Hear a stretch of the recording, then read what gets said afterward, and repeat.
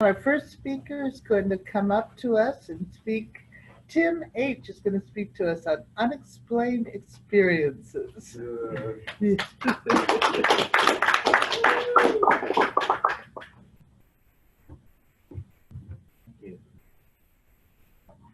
let the newcomer come first. He only has 40 years.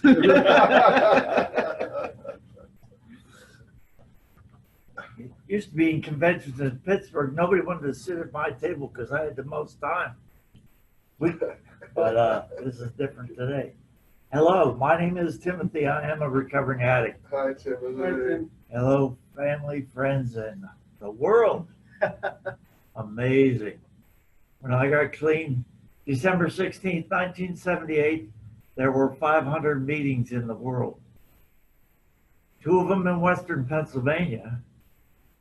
And now there are 70,000 in 143 countries around the world. I think that's pretty amazing. I think it's just, and it's been a wonder in my life to be a part of that, you know.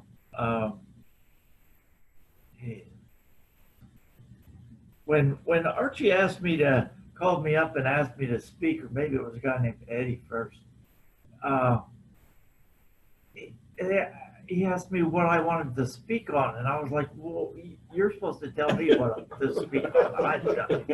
Don't give me, I don't know, you know. And so I babbled something to him, and he said, oh, unexplained experiences. You're probably the only one who can speak about that. Okay, you know. I don't know what that means, but I'll tell you, you know, some of the experiences that are just amazing and unexplainable to me. Bunch of us at an NA retreat up in Erie, Pennsylvania, a group of about 6 of us walking along the shore of Lake Erie and watching they're not really waves, but you know, there's this wave action, we'll call it, that comes from the lake to the shore, you know, and we're just walking along kind of peacefully, kind of chatting with one another, and I didn't know that we had separated, but then somebody stayed back to play in the water, and we walked on. And I don't know, a few minutes had gone by, and I had this thought, death. What? Like, I don't want to die today. I'm not thinking of suicide today. What? Death. And I looked around. I saw this group. I didn't know that anybody was missing, but I walked back down the beach, you know, back down the shore. And Pam was rolling in the surf, unable to get up. I just waded in and helped her stand up and told her what I just told you. I don't know where that comes from. I just know that those kinds of things happen in my life, in my recovery. There's people who've been in my life a long, long time, and people who came in for a day or 2 and gave me something and moved on. I remember, you know, during a period of time when I was wondering about prayer and meditation, you know, and I had a therapist tell me it's just a matter of quieting your mind, just like pay attention to how you're breathing when you're sitting. Okay. I heard Greg P. say the same thing. I'm beginning to pay attention now. And I went to an NNA meeting at the VA hospital in Butler, Pennsylvania. This guy, I don't remember where he was from, but his name was Thomas. He was a handsome looking black guy. And he commenced to talk to me about meditation out of nowhere. And he said, sit quietly and pay pay attention to your breathing. I never saw him again. But after the third message, I decided I would try that. And it works when I do it, you know. And it has a residual kind of effect.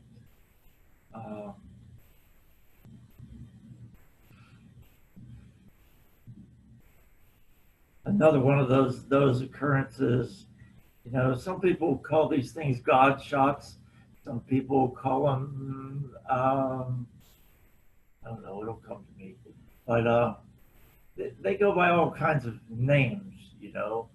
The next one that I'm thinking of is I was in my brand new Dodge Colt. I had 7 years clean, something like that, you know, and I'm going to go to a meeting in Pittsburgh because now I can get there. I don't have to go to the AA meeting in Butler, Pennsylvania on a Saturday night. I'm in my car and I get to across the viaduct and I can either go left or right. And something tells me to go left. Why? It's the same distance. It take me the same amount of time. Doesn't matter what part of town I come into in Pittsburgh. You know, it's like, really? Go to the left. So I go to the right. I'm not familiar with this voice, this prompting, this kind of whatever you want to call it, you know. But I went to the right, and probably 3 to 5 miles down the road, a deer decided it was time to cross the road. What got damaged was the grill of my car and a dimple in the hood, and the deer kept on going, and I was shocked. And I'm beginning to listen.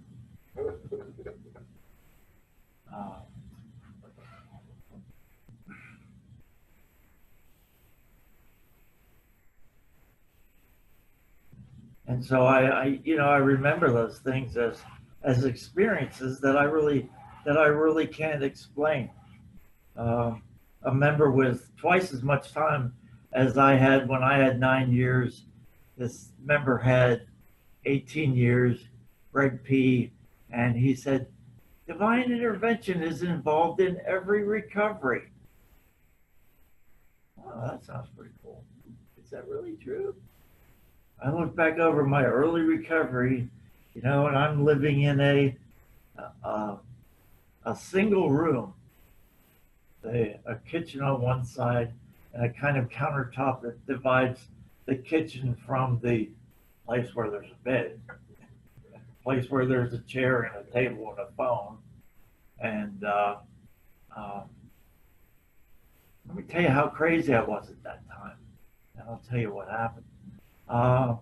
You know, I had a phone because it was your lifeline. You had to have a phone. Phone was the most important thing to have. You know, beyond it was more important than a TV, more important than a car. You know, you had to have a phone. And so I had one, and I'd pick it up and see that it was working. I'd hang it up. I'd unplug it, see that it wasn't working, hang it up. I didn't want anybody to call me. I didn't really want to call.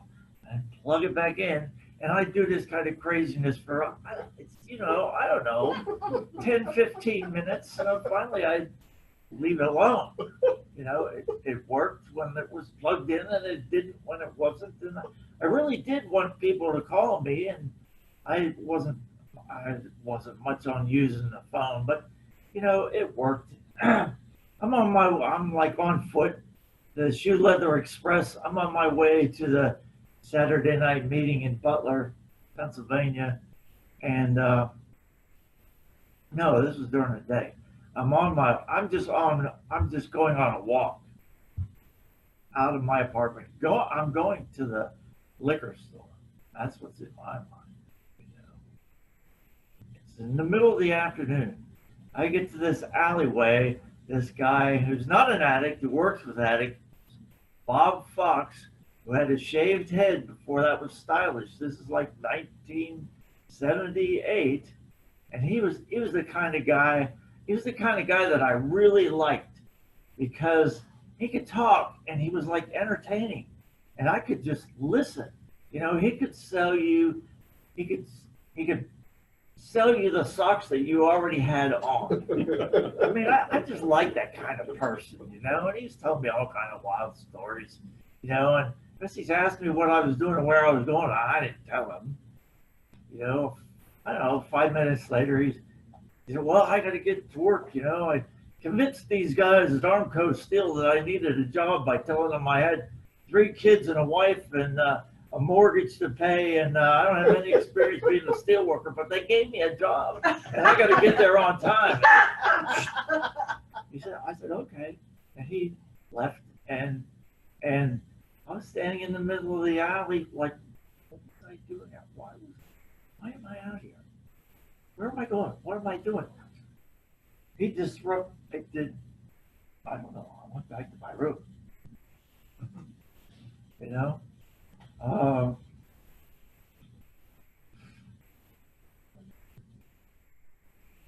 You know, after a period of time and before recovery, I went to treatment for 28 days. I went to a therapeutic community for 90 days. I got out somewhere around the 4th of July. I thought this would be easy.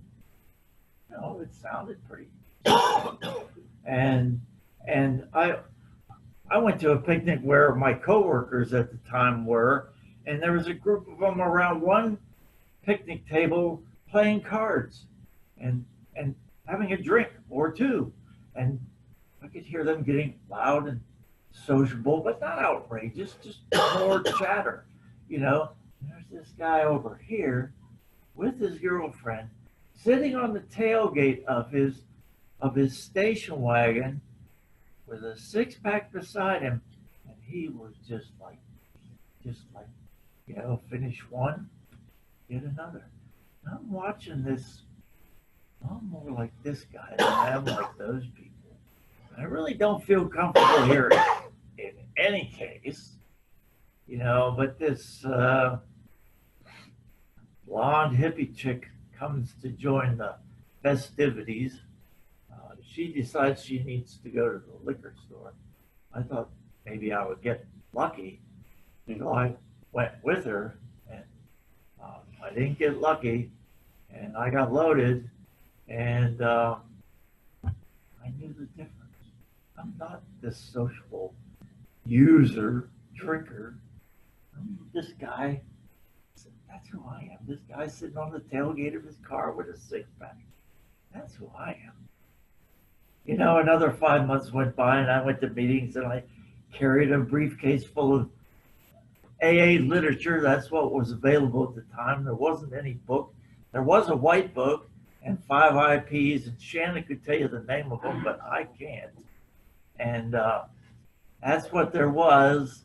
And I carried a briefcase full of literature with me to my job, and I never opened I never read it, and I never looked.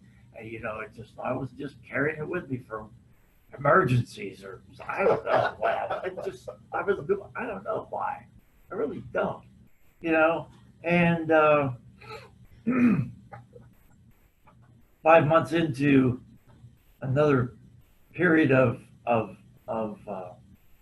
recovery, and I was pissed off, and I went and got loaded. That's 2. 3, the third one, it was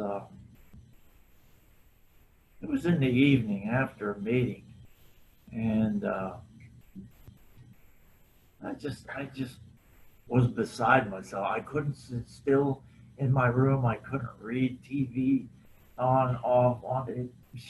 I don't know. I just was like, I don't know what you call it, being a jitterbug or something. I don't know. And, you know, I got up and I walked 3 or 4 blocks up to the all-night 24-hour non-medical detox where my sponsor was uh, in charge. And I knocked on the door, and he opened the door. Come on in, And I went in, and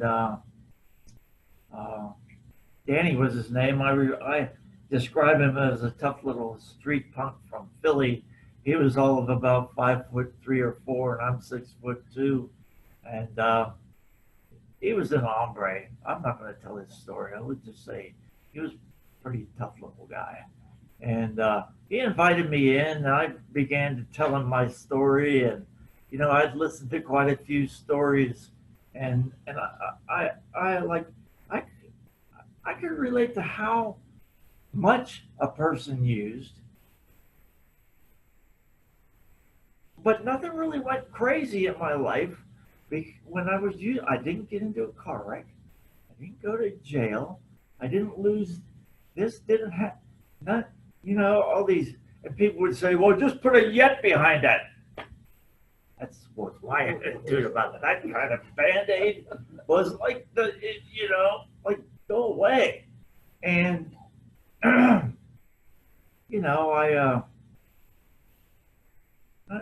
told my sponsor, I said, I don't think I'm sick enough for this. And specifically, I was thinking of all the sex I'd missed.